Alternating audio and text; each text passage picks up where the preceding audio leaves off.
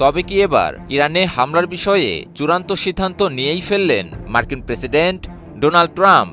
এবার কেবলই সরাসরি হামলা? আগের যে কোনো সময়ের তুলনায় এবারের সংঘাতটি হবে আরও বেশি কঠোর, আরও বেশি ভয়ানক।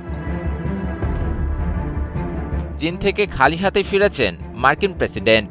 ইরান ইস্যুতে কোনো সুরাহাই করতে পারেননি তিনি, আর তাই তো চোখে অন্ধকার দেখছেন ট্রাম্প।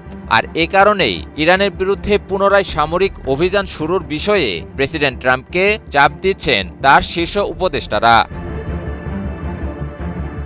পারস্পরিক অনমনীয় অবস্থান আর যুক্তরাষ্ট্রের আধিপত্যবাদী মনোভাবের কারণে কূটনৈতিক প্রচেষ্টাও বারবার ব্যাহত হচ্ছে। ইরানের প্রস্তাবিত সর্বশেষ শান্তি পরিকল্পনাও ভেস্তে গিয়েছে মার্কিন প্রেসিডেন্টের অন্ধ দম্ভের কারণে। মনমতো না হওয়ার কারণে নাকি সেটাকে ছুঁড়ে ফেলে দিয়েছেন ডোনাল্ড ট্রাম্প।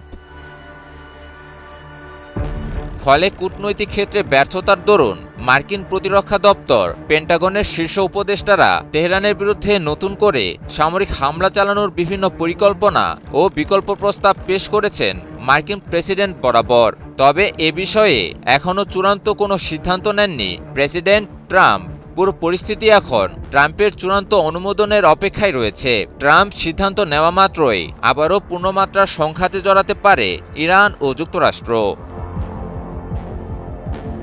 ইরানের বিরুদ্ধে এবারের নতুন হামলার পরিকল্পনায় দেশটির সামরিক ও অবকাঠামোগত অবস্থানগুলোতে আরও জোরালো বোমাবর্ষণের পরিকল্পনা করা হয়েছে। পাশাপাশি দেশটির মাটির নিচে থাকা সমৃদ্ধ ইউরেনিয়াম জব্দেও এক বিশেষ বাহিনী মোতায়েনের কথা ভাবছে যুক্তরাষ্ট্র।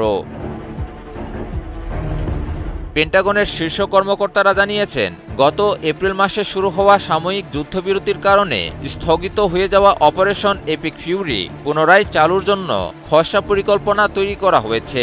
এবারে নতুন অপারেশনটির নাকি আরেকটি নতুন নামও নির্ধারণ করা হয়েছে। বিভিন্ন প্রতিবেদন থেকে জানা যায়, নতুন অপারেশনটির নাম দেয়া হয়েছে অপারেশন স্লেজ হ্যামার। মার্কিন যুদ্ধমন্ত্রী পিট হেগসেথ আইন প্রণেতাদের জানিয়েছেন যে প্রয়োজনে সংঘাত আরও বাড়ানোর সুনির্দিষ্ট পরিকল্পনা সামরিক বাহিনী রয়েছে। এদিকে পেন্টাগন থেকেও জানানো হয়েছে যে নতুন যে কোনো সামরিক পদক্ষেপের জন্য মার্কিন বাহিনী পুরোপুরি প্রস্তুত রয়েছে। এদিকে ইরানও বসে নেই। মার্কিন যুক্তরাষ্ট্র ইরানের বিরুদ্ধে নতুন ধরনের যত ভয়াবহ হামলার পরিকল্পনাই করুক না কেন, ইরান তার বিরুদ্ধে রুখে দাঁড়াতে বদ্ধপরিকর। নতুন অস্ত্রশস্ত্র আর অত্যাধুনিক ক্ষেপণাস্ত্র ও ড্রোন নিয়ে প্রস্তুত অবস্থায় রয়েছে ইরানি বাহিনী। আবারও যদি যুদ্ধ শুরু হয়, তাহলে পুরো মধ্যপ্রাচ্য থেকেই মার্কিন আধিপত্যবাদের শেষ বিন্দুটিকেও সমূলে উৎপাটন করারও হুঁশিয়ারি দিয়ে রেখেছে ইরান। JBS holdings limited.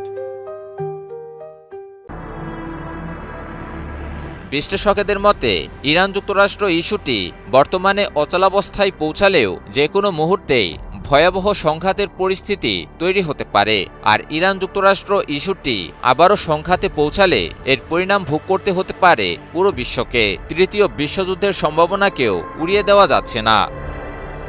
ইমন আলী, নিউজ 24।